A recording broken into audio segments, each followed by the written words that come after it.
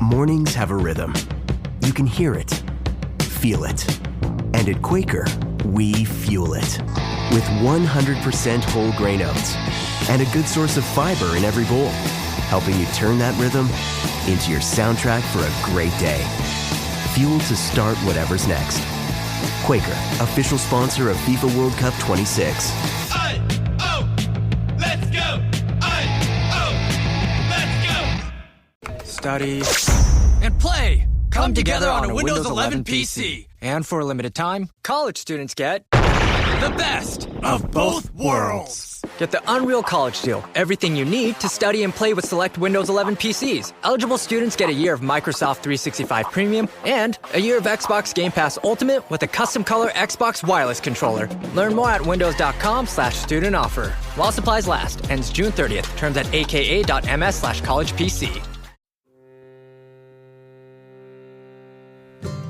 Love is really love no matter what. And I just loved forwarding that thought. Whether it's race, whether it's gender, whether it's age, there are so many opportunities for people out there to say, this love shouldn't happen. And I just really strongly felt this was a beautiful book about all love is love. And there's no reason for anyone to try to knock that down. And to have just this innocent little girl, Cookie, there's moments in the book where she's sort of confused, like, why don't people get that? It seems pretty simple. It seems pretty straightforward to just put this positivity in the world. And she just doesn't flinch. She just goes, okay, I'm going to fix this. And she goes about coming up with ways to help support her community in this idea. And it just was such a joy to see it so normalized, to have a child want to do some sort of community action, so normalized that all of her friends are as different as we could possibly make them. I mean, and I think that was important to Arthur. It was important to Lesléa as well, is like, we want to make sure everybody understands there's so many differences. And amongst all of those differences, love still reigns supreme. It is always still love.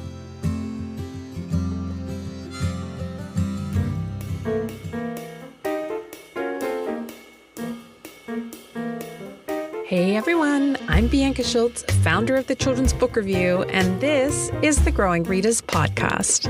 Today's episode is a sweet one, and I mean that quite literally because we're talking about cookies and mommies and the beautiful varied shapes that families take. I'm thrilled to be sitting down with the marvelous ZB Asterplume, who has illustrated a stunning new picture book called Rainbow Cookies, written by the wonderful Lesléa Newman and out now from Levine Corrido. Rainbow Cookies is a story about a little girl named Cookie, a neighborhood bakery, a heart-shaped rainbow-striped pride cookie, and what happens when love and joy bump up against intolerance. It's brave and it's joyful. ZB Asterplume is the author and illustrator of Sometimes a Tiger. Her favorite cookie is Snickerdoodle, and her favorite mommy is her own, though she loves them all, both cookies and mommies. She lives in Westminster, Colorado with her husband and 2 cats. And as a fellow Coloradan and fellow SCBWI Rocky Mountain member, I have to say I'm especially happy to welcome ZB to the show today. In our conversation, we talk about ZB's own winding path to becoming a reader, why she's drawn to making books that a child can return to as a constant in a shifting world, what it was like to collaborate with Lesléa on a story so personal, and the quiet, creative choices ZB made on the page to let love sit at the center of every spread. So grab a cookie, Snickerdoodle if you've got one, settle in, and let's get into the conversation. But first, here's the synopsis for Lesléa Newman and ZB Asterplume's Rainbow Cookies.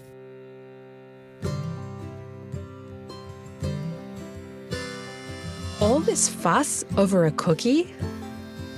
Every month, Miss Madeline creates a special cookie of the month for her bakery.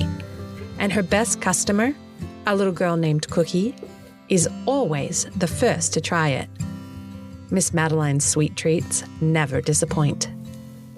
When June arrives, Cookie and her 2 mums stop in and taste the best cookie yet.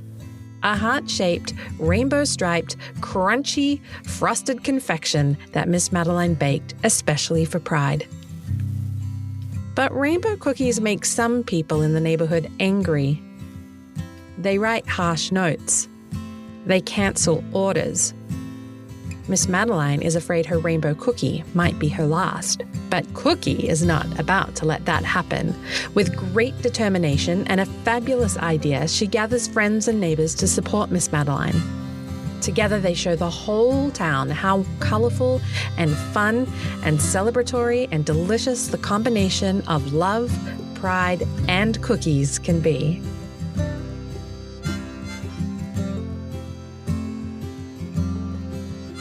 Welcome to the Growing Readers podcast. I'm so thrilled to have you here, ZB. I'm so excited to be here. Let's warm up the conversation by playing a quick rapid fire round of questions.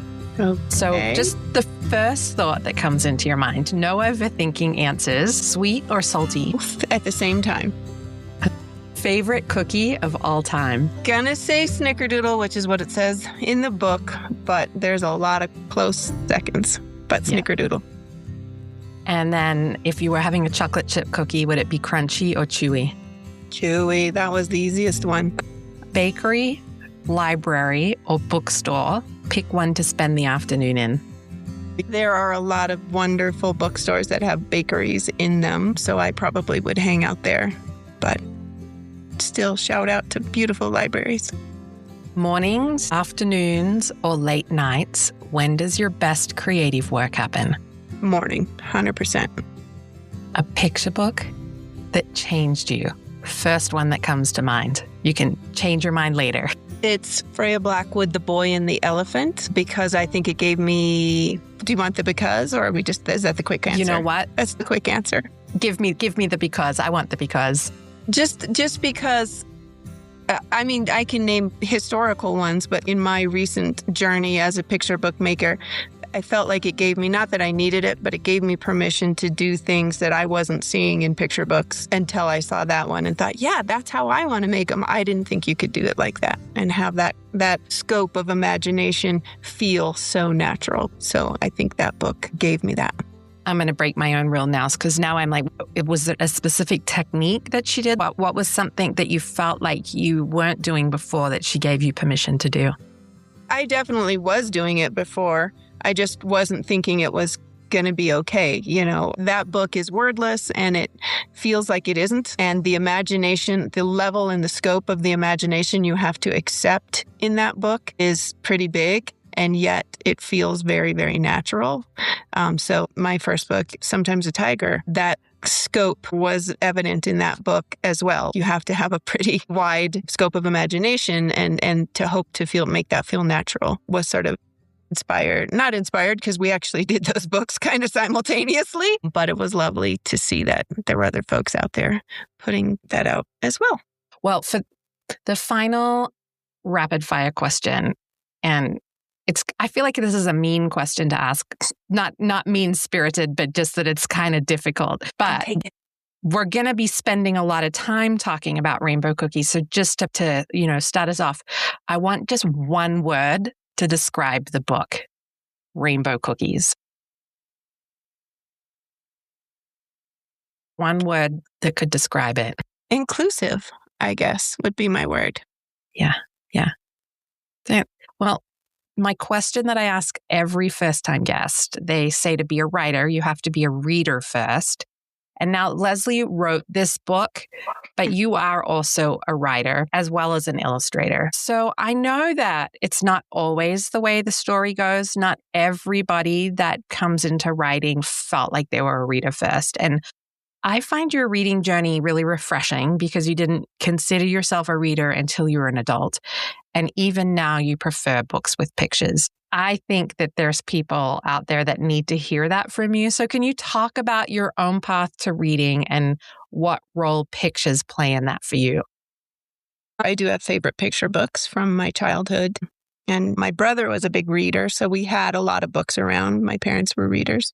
But I would say, yes, once the idea of reading became books that just were words and no pictures, I kind of fell from the path as an adult. And I came back to it by making little picture books for my kids when they were little and seeing how much they love reading and did read I did read some grown-up books. I did tend to read the same one over and over and over just because I enjoyed it, and I didn't step outside that box for quite a while. But I think I came back to it as I started making books for my children and then reading books. We read together every night until they were like in junior high. Mom, we can read now. It's seriously, late into junior high, middle school. We were still reading books together and books without pictures, like novels together. And then they, of course, went off and read their own stuff eventually after that. And so I had to learn to read my own stuff. So I do now as an adult read books without pictures, but I still very much love ones with them. You and we have traveled in similar circles, but only recently really met each other, which if you look back is kind of surprising because you were working at the elementary school that my kids go to. But I feel like our timing didn't overlap too much there. And then we've been members of the SCBWI Rocky Mountain chapter for a while. And again, it's a sizable chapter, but we've been really lucky to have some tea together. And so, I know some things about your writing that you've said to me. And something that really sort of stays with me is the idea that what drives you is creating something a child can hug and be comforted by, something that doesn't change. And I love that idea of a book as a constant in a child's life. So can you talk about where that motivation comes from for you and how it shows up in the work that you make? Yay. I hope it shows up in the work I make. I hope I have been sent some pictures of kids hugging a tiger for the first book, and hopefully they'll hug rainbow cookies or at least eat a cookie while enjoying it. I think for a lot of children, the world does sort of shift under their feet. Certainly as adults, the world shifts under our feet as well. But, I grew up in a family where two different parents went two different directions. And so, your idea of what is stable can shift under your feet. Life in general can just sort of shift under your feet. But if you have this favorite book and this, the words in that book don't change. They might change meaning for you as you shift. I'm not suggesting they don't. And probably some of the best books really do. But the book itself doesn't say, oh, I didn't say that. Or, it's not a moving target like so much of the rest of the world can be. And even toys, there's an evolution for children of toys or dolls that you liked or didn't like, or toys that were good for you at one age and weren't good for you at another age. I really do think a good picture book or a good book that a child identifies with and enjoys and hugs, that it is always going to be that for them. I've never met anybody that said, oh, my favorite book when I was a child was this. It probably exists. So I'm sorry if you're out there and you say, yeah, my favorite one, I don't love it anymore. But so many people, I think, say, I loved this so much as a child and it meant this to me. It might mean something different now, but I rarely have ever asked somebody, what's your favorite book as a child? And they just don't have an answer. They have an answer and they have an answer for why. And I think if they were at a yard, even if they don't own it, if they were at a yard sale and they came across it, they would read it and think, oh my gosh, these words are still the same. I remember these pictures. I remember what it smelled like. I remember what it looked like where I was as a child when I read it. And that consistency, I find that comforting for myself. And I wish I could give that comfort to someone. So beautiful. Igor Little. The wonderful Claudia Mills, who's written over, I think, 65 books for kids, recently said that, even now, as an older adult, will return to her favorite childhood books as a source of comfort, when the things around feel wild. And that is the beauty of a book, that it can stay with you your entire life. And it is a constant. So I want to ask you about something that I find fascinating. So you regularly cull your sketchbooks, and I think a lot of people would assume artists hold on to everything. So tell me about that practice. What gets kept, what gets let go, and why is that part of how you work? It is not a popular practice amongst any or all of the artists I know, my husband included, because he's also an artist. What that practice looks like is a month ago, there were 20 sketchbooks on that bookshelf behind us. I'm moving right now, so this is all that's almost left in my studio. Usually it's full of books and stuff. And of course, that was pragmatic. I'm moving. I just don't want to take 20 books with me. So I just go through and I rip out the 3 or 4 maybe drawings that were really impactful, either to a book or to me. I made maybe a jump as an illustrator, and I stick them into one book. So I have, a sketchbook that's just ripped out pages of 30, 40 maybe sketchbooks over time. And I just rip out the things that I love and let the other stuff go. And I just think I don't know, it's important to have the history. It's important to see the evolution, but not an entire book of it. And also I would lose those, right? What are the chances I'm going to go through 20 books and say, where was that one really good drawing? But now I have those impactful moments really in one place, and the rest of it is recycled. Well, all right. We're here to talk about rainbow cookies. So will you set the scene and just kind of talk us through how does it begin? What's the kickoff? I certainly can't speak for Lesléa, but she wrote it. So I don't know what the kickoff, her history is long and beautiful. So she wrote the words. She, connected with Arthur Levine over publishing the book. And then that's where I come in. So I had met Arthur at an SCBWI conference. And he was very kind around my first book, my debut, and my portfolio. And so we just had that connection at a conference. And then 6-9 months later, I think after that conference, I was invited to do the illustrations for the book. So then what that looks like is they send me a manuscript and I look through the manuscript and say, yes, oh my gosh, this is amazing and beautiful and needs to be in the world. And yes, I'd like to do that. And so then they start setting dates for sketches, concept art, and, how do we think this character is going to look and how would you lay out the pages? So I did some initial sketches and do you think this is what Cookie could look like? And do you think this what her mother's could look like and what Miss Madeline would look like? Yes, those were all immediately approved. And then we go through a process where they allowed me to lay out the pages. Sometimes an art director might lay the pages out for you, but in this case, they said, no, have a go at it. And so I laid out some sketches. And in that process, a little bit of give and take happens. And I think this is wonderful. So as an illustrator, you're reading some words that you think, I can make this into pictures. And that allows some of those other words to really come forward more, right? So you're reading it on those 2 different levels. And if I'm showing some of what was in the manuscript in the art, it can reduce the amount of words so that now some of these beautiful, profound moments got to have weight on the page of, her words got to have some weight on the page. And so those things happened during that process is I would draw the pictures, I would send them to my art director. The art director talks with Arthur, the editor, and he then has conversation with Lesléa that says, hey, look, this is in the art.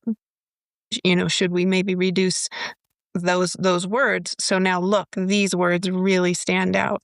And so that was a wonderful process to see. It's not something I asked for, make her take those words away, but it is something that I think a good collaboration for a book recognizes, and rightfully so. There were times where they came back to me and said she would really love to see this, drawn in the book, and I was happy to do that. It gave me confidence in her vision that I was supporting her vision to do some of those things. Part of the story is that Cookie is the main character, and there's a bakery in her neighborhood that does a cookie of the month. And so when June arrives, Ms. Madeline bakes a heart-shaped, rainbow-striped, frosted pride cookie. And that's when the story turns because some neighbors start writing harsh notes and orders get canceled. So Lesléa has spent her whole career writing into that exact moment when love and joy bump up against intolerance. So when you had her words, her beautiful story here, how did you decide what to keep in and leave out for the conversations that happen after the book closes? Because I think that's the magic of a beautiful picture book, is that the words and the art just work so beautifully together, and it leaves the space for the reader to come with their own intelligence and to take away from the story. So you talked a little bit about this, where there was a back and forwards of words and art between you both. But as the artist, how did you decide what to keep in and leave out so that those conversations can happen after the book closes? Okay, so my initial heart pull when I first read the manuscript, what made me so happy and what made me want to hug the future book that it would become, is that she didn't pay any attention to the villain. The quote villain in this. The problem is somebody or somebodies are, deciding for the community or deciding that these cookies are not right in some way. But she pays so little mind to that. Her focus is, okay, how do we fix this? Or how do we enlighten people? How do we put what we know in our hearts is, should be available to everyone in the forefront? And we spend very little time discussing, talking, or highlighting in any way the people who are writing the notes. And I really connected with that because,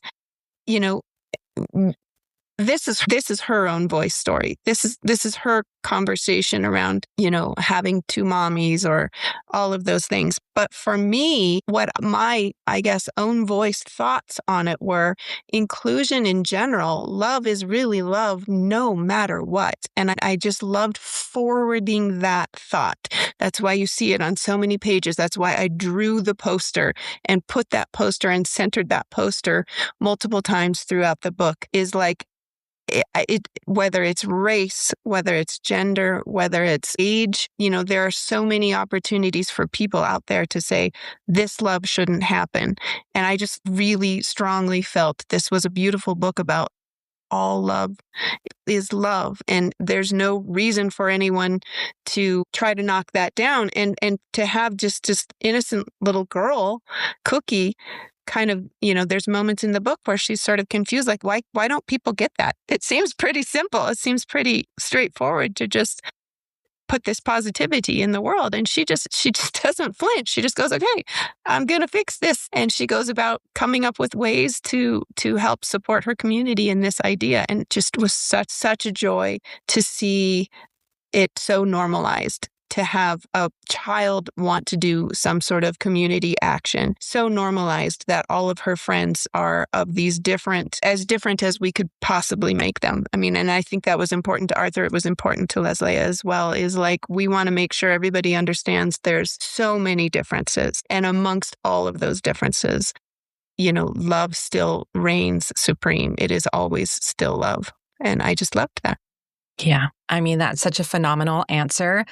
I was sitting here thinking as you were speaking too, of how important art is, in the sense that whether it's words, poetry, artwork, illustrations, music, whatever form of art is, we're all humans and we all see what goes on in the world. And sometimes it's heartbreaking, and sometimes we make mistakes and we're the heartbreakers. And when we have these conversations, writers to writers, artists to writers, whatever we are coming to, sometimes we ask these questions as though we're experts on specific topics. We're not, we're humans. And we're creating all of this art to try and make sense of the world. And so I was going to ask you, why do you think it's important that a child be the one leading this community response?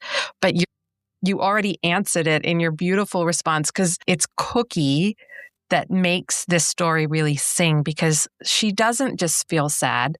She takes action and she rallies friends and she rallies her neighbors. And I just think as adults, we can take so much from children. We try to protect them and cocoon them. I think that's where this fear sometimes comes from, not understanding who loves who.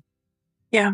But if we don't need to protect our children, we need to learn from them. And this story shows this. Do you want to add anything there? I mean, if I added anything at all, there is one, my favorite illustration in the book is the sort of brief moment where she allows herself sadness. She allows herself this quick processing moment of, That's sad. And then, to your point, she just goes, well, it doesn't have to be, and she lets the sadness sit, and we see a moment where the mommies are able to support her in her sadness. And then she goes, well, I have an idea. Like, I'll honor that seems like a bummer, but I have an idea. And her first idea is like, that's not really going to work. And she goes, okay, well, I'll come up with another idea. And again, this is just the brilliance of Lesléa's writing, is she really allowed that. It isn't just a snap decision. She gave her that advocacy, but she, her first idea is, well, we'll buy all the cookies. We'll fix it with money. Yeah. And it kind of does need fixing with money, because that's the problem. The shop's going to go under if nobody buys cookies. But you don't just throw money at it. You go like, where's the systemic problem? The systemic problem is that the neighborhood doesn't know and understand, that this shop is suffering because a few voices have sort of risen up. Let's see if there's some other voices out there that might have a different thought and a different approach to supporting. And she kind of, figures those little things out, trial and error, and then says, okay, now I know the big thing. And then even she is surprised in the end, with the amount of support and the way that love and ideas of love can really travel amongst many different lines and paths, to find those people out there who said, yeah, I think that too. There are many voices out there that are saying, yeah, I think that too. And she finds them.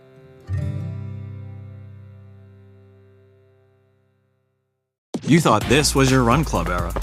Turns out, it was more of a thinking about run club era. The good news? Someone's marathon training is about to start. Sell your workout gear on Depop. Just snap a few photos, and we'll take care of the rest. They get their race day fit, and you get a payout for trying. Someone on Depop wants what you've got. Start selling now. Depop, where taste recognizes taste. Tomorrow morning is knocking. Stock your fridge now. How about a creamy mocha frappuccino drink? Or a sweet vanilla? Smooth caramel, maybe? Or a white chocolate mocha? Whichever you choose, delicious coffee awaits. Find Starbucks Frappuccino drinks wherever you buy your groceries. When you first read Lesléa's manuscript, what was the visual world that immediately came to mind? And I'm especially curious about Ms. Madeleine's bakery, because there's such a real visual language to a bakery when you just walk into a physical bakery in the first place. I'll take you there. The colors. We live close enough to it that I will take you which there. one is it? Well, it's a kind of a compilation. I did have to visit bakeries in order to research the book. They weren't necessarily cookie bakeries, but they were bakeries. There's one in Louisville, so you and I'll go. And Lafayette, actually, both. And then there's one in kind of near 5 Points in downtown Denver that I had already photographed for the Tiger book. The visual language obviously always had to be every color of the rainbow. I knew that there, a lot of times when you start working on a book, you're like, what's my palette? Well, this one was obvious. The palette has to be candy, juicy, every color of the rainbow. But I do tend to a little bit of a step back from just Crayola colors. So the first thing I actually did was take my 30-year-old watercolor set that I've been painting with since college and clean it and pull everything out and clean all the colors and put in new half pans of the most rainbowy colors that I still enjoyed, but are closest to sort of true rainbow colors. So that was the visual language, is there's got to be a lot of color here. But the rainbow needs to show up in impactful ways too, right? Every page just couldn't be crazy. So in terms of color, we need our eyes to be able to rest on some pages too. But the visual language was that. And then just taking clues from the writing, she wrote in, she's hungry as a dinosaur. So I knew she was like me, a little girl who also wears baseball t-shirts and dinosaurs on my clothes and, my kids' jeans that they outgrew, but they still work for me. So I knew that Cookie, visually, how I was going to dress her was going to be very, I was going to have all kinds of great opportunity she can wear a tutu, or she could wear jeans, and she could wear baseball shirts, or she could wear overalls. I really understood Cookie right out of the gate. I tend to generally have very messy hair, and did as a child. So her hair was a little wild and, she's sort of frenetic and she just does whatever.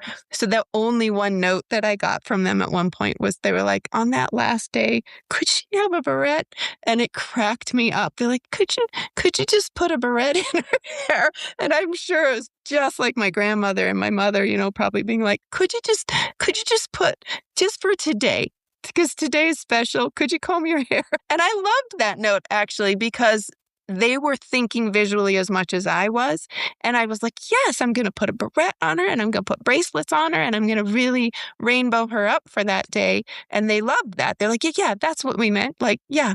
And it was a super cute interaction. It wasn't something where I got an art note where I was like, heck no, that person would never do that. She would do that. She would put the biggest, gaudiest, jeweled rainbow barrette she could find and she'd put it in her hair. So it still felt very authentic to me creating the character. And I was glad that it had some authenticity for them as well. So when you see the cover, this little barrette in her hair is actually digital because I had already painted everything. That's so funny. It actually doesn't look digital. So. Yeah, I had to add it digitally because I was still doing the art for the rest of it, but we'd already locked off the cover. And so it was really easy to put it in on the other pages, but we realized, oh gosh, that cover is that day. I had to go back and digitally put in a barrette on that because it had already been painted and there's no way I could have. I suppose it's possible to scrape it. But here, actually, I've got it right here. This is the original art for it. No barrette. I love it. Well, as you were describing all of those bright rainbow colors, more in the candy pop zone, I think that's what's really incredible about your style is that it's generally like a softer, more muted, just really cozy and warming, like you're going to snuggle up and read this book together. And you really did balance that. All of that softness still has a vibrancy to it. But yet when the rainbows need to pop, they still pop. So I'm not an artist. And all I can say is I look at it and I say, what you just described completely comes across and well done. Aw, thank you. And Welcome. thank Procreate. Because yes, I did it. I did do it all in watercolor, but there were moments where it was like, I wish that would pop a little more. And so that's where a little bit of digital zhuzh comes in handy, as you can be like, let's pop it here. Yeah, let's enhance. Well, let's talk about your favorite spread in the book. Without giving away too much, can you walk listeners through your favorite moment, what's happening on the page, and why it landed for you the way it did? So, do you have a favorite double page spread? There is a double page spread that is everyone else's favorite. And of course, I love it. And it's going to be a beautiful piece that will be lovely forever. It doesn't happen to be my favorite illustration in the book, but I do think it is the most impactful illustration in the book. And that is when everybody is lined up for the cookie shop, the day that she finally says, hey, let's all go and get all our friends to come. And not only their friends, but they've told their friends. And there's, it's the text says the line went around the block. And one of the things I do love, and we talked about this earlier, there was a little give and take. And in the original manuscript, she had actually written some of what those people are wearing. She had said such and such is wearing, and one of them, which is actually one of my favorite illustrations, she said, JoJo is wearing a clown suit. That was in the text, the original text. And then some of the other characters that, just friends that are kind of pop in for one page. But I loved that I would never have thought of that on that page, right? I would never have thought to put a clown going to a bakery to get cookies. But that gave me permission to really, just from that one note, or that one, it wasn't an art note, it was actually in the text at the time. From that one thing and a couple of other little, such and such is wearing rainbow sneakers and such was wearing, there were 3 little things that she had written into the text. And it just gave me permission to think, well, if there's somebody in a clown suit, I can have someone in a sequined gown. I can have someone in a baseball jersey that's rainbow. It gave me this permission to really be, again, that scope of imagination of who might have showed up at that bakery that day. I love that there's a baseball team. There's a child on that page walking out with a box of cookies, and his dad or coach, I guess, I don't know, in my mind, both probably dad or coach, who is, handing a cookie to a person who's in a full sequined gown, has a beard, has a tiara, and they're just very normalized saying, oh my gosh, you got to taste these cookies. They're amazing. And that probably that tiny interaction on that page, every interaction on that page is a little vignette of a story for me. There's a family taking selfies that are probably allies, right? They're not potentially part of that community, but they're there to help support with cookies. And that's the place that allies can show up. There are people who are very definitely members of a community that this book is shining light on that page. There are other families that are just showing up to get cookies because, that's what they're doing. There's a big brother and a little brother, and he's stealing his little brother's hat. There's just all of these moments in that page of the different people who could really show up in their community around an idea that they might be strongly a part of, they might be adjacent to, or they might just think, that's normal. It should just be that way, and we want to support it. I have a feeling that for you, collaboration is a golden thread that runs through how you approach all of your work. So what does true collaboration mean to you, and why does it matter so much in your artistic process? I might be jumping ahead of a question you might have later, but I'm going to go ahead and sneak it in here now, which is around what my pen name is, because ZB Asterplume is not my actual legal name, or the name, some people call me that to tease me, but for me, collaboration is the only way to get a book done. I say it all the time. So my real name is Amber Owen. My pen name is ZB Asterplume because I always say Amber cannot make these books. ZB Asterplume is Amber and the critique group that I belong to, the years of people helping me learn to be an artist, my children, my husband, who have to endure versions upon versions of things, my parents for setting me up to succeed as a writer and an artist over my lifetime, my art directors, my editors, my agent, Deborah, just all of these people really live inside every book that goes into the world with that name on it. So that's who ZB Asterplume is. It is all of those people who came together at any moment in my lifetime that allowed me to funnel all that into a product called a book. And so for me, yes, collaboration is baked into every book, even the ones I wrote and illustrate myself. Amber still couldn't do that. ZB does that. And that is just all of these wonderful people, experiences. My kitty cat. Okay, I have two, but only one of them supports me. So that idea of collaboration is just, you couldn't remove it in any way from how I respond to and produce art and writing. Yeah, magical. Well, I think it would be fair to say that your hope for this book is that it inspires inclusion. And that goes back to that rapid fire response you gave earlier, one word to define or describe the book, inclusivity. So I think it's fair to say that you hope this book inspires inclusion and also community action. So when a child closes rainbow cookies, what would you most love them to be feeling, doing, or saying? I would say agency for themselves. Like, I think they're going to be thinking about cookies, and that's okay on the forefront because everybody says, oh my gosh, now I'm hungry for a cookie. An occasional cookie is a good thing. But my hope is they can see themselves, whatever their situation is, whatever their challenge is in their life or their community, that they might think, wow, I have strength and a voice.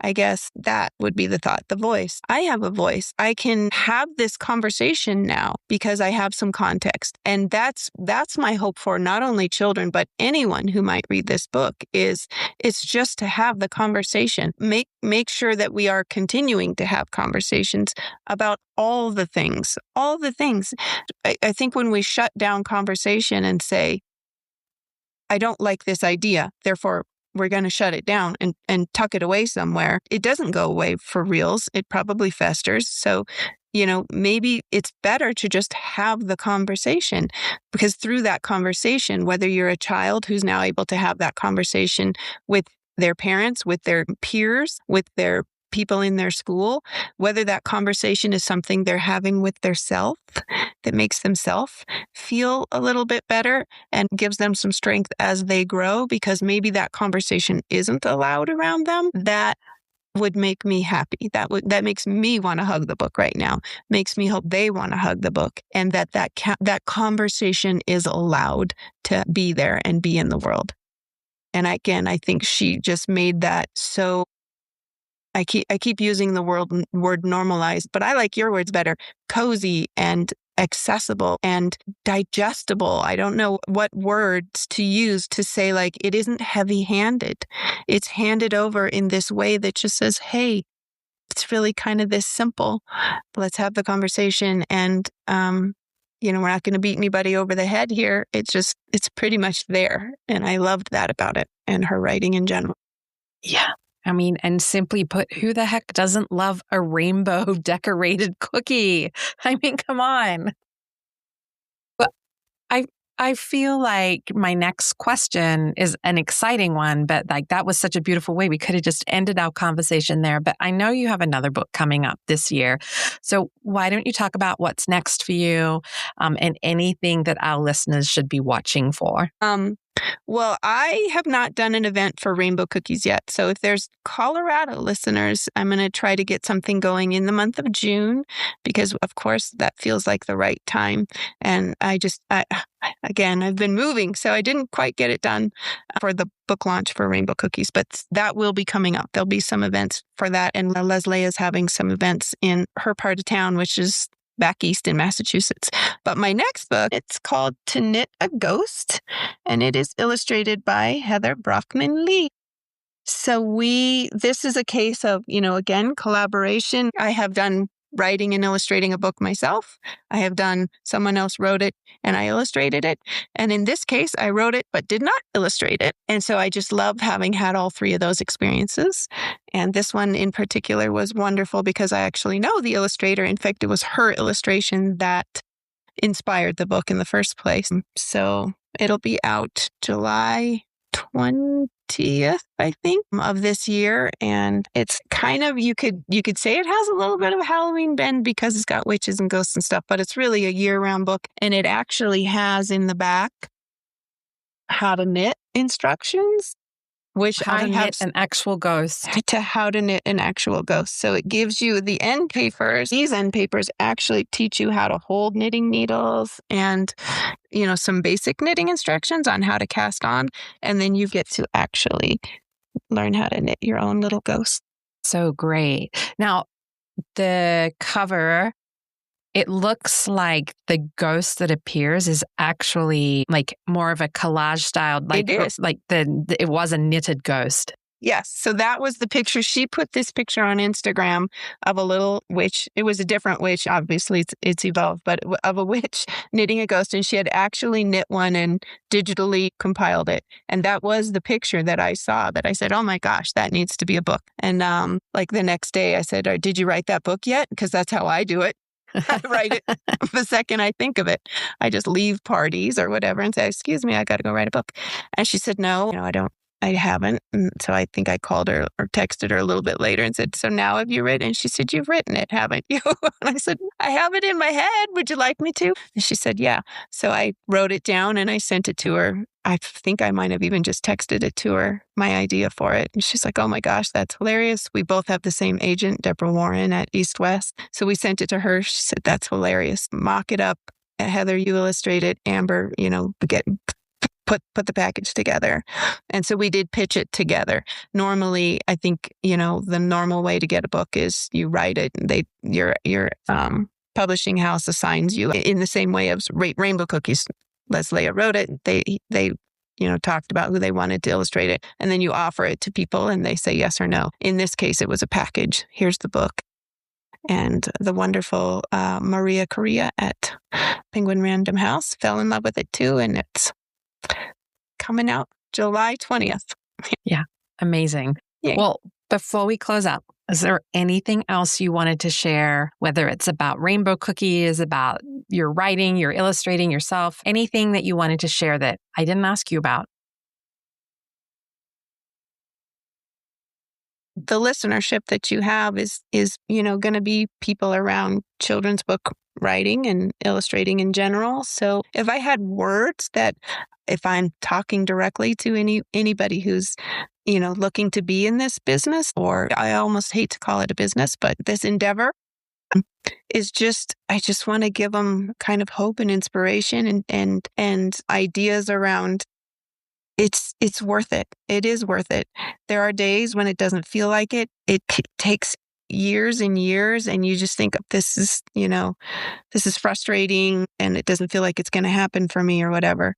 But it doesn't really matter if it's been 5, 10, 20 years for some of my peers. Kaz Witness comes to mind, and now she's on fire and she's able to make so many wonderful projects that she's doing right now. But that was, 20 years in the making before that happened. And so just do it for love. Don't do it for the end game, because when the end game comes, it doesn't matter how many years it took to get there. You're holding this beautiful book in your hand. It didn't matter anymore. Suddenly those 20 years disappear. You're 20 years older and grayer, and you hold this book in your hand. But enjoy the process. Stay in it for the process. The process is the good stuff. That's what you get to do. You get to do that every day. Keep drawing, keep writing. And I have to remind myself that too. I have to remind myself to just get up in the morning and draw and enjoy that process. It may become a book. It might not become a book. It doesn't matter. In the moment, that process is a great thing to be doing. And it doesn't matter if that process becomes something or not. But when it does, it doesn't matter that it took 20 years. All of that melts away. So don't focus on the end game or how long it took. Just focus in that moment on what you're doing. It's great. It's fun. Yeah. Enjoy the process, right? Enjoy the process. Play. Well, Exactly. ZB, this has been such a great conversation. So thank you for spending time with me and with the Growing Readers listeners. And there's a lot I'll be carrying with me from today, including how you and Lesléa worked into one of life's hard moments with such care for young readers. And like you said, not heavy-handed. It's just so beautifully done. And I think this beautiful idea of a book as something a child can hug, something that doesn't change, in a world where so much else does. I love that. So Rainbow Cookies is a beautiful, brave, and deeply joyful book. And the world is so much better for having it in it. So thank you for creating the artwork for this book. Thank you to Lesléa for writing the words. And ZB, thank you for being here today. Thank you so much. The last note is now we have to meet in person again so we can have some tea and a cookie. And a we rainbow need to celebrate cookie together with a cookie at a bakery with some tea. Thank you so much for joining us on this quest for growing readers. Huge thanks to ZB Asterplume for sitting down with us and for the heart she poured into the pages of Rainbow Cookies. If you'd like to learn more about ZB and her work, you can visit her website at asterplume.com and keep an eye out for To Knit a Ghost, illustrated by Heather Brockman-Lee. Links to ZB's website to order Rainbow Cookies, written by Lesléa Newman and published by Levine Carrito, are all waiting for you in the show notes. If this conversation moved you, please share it with a friend, a fellow reader, or anyone who believes, like we do, that picture books can hold the whole world inside them. And if you have a moment, leaving a rating or review on your favorite podcast app helps more listeners find the show. Until next time, friends, keep reading, keep growing, and keep doing your best to hand the right book to the right child at the right time. The Growing Readers podcast is a production of the Children's Book Review. For more amazing books like Rainbow Cookies by Lesléa Newman and ZB Asterplume, I hope you'll visit us at thechildrensbookreview.com.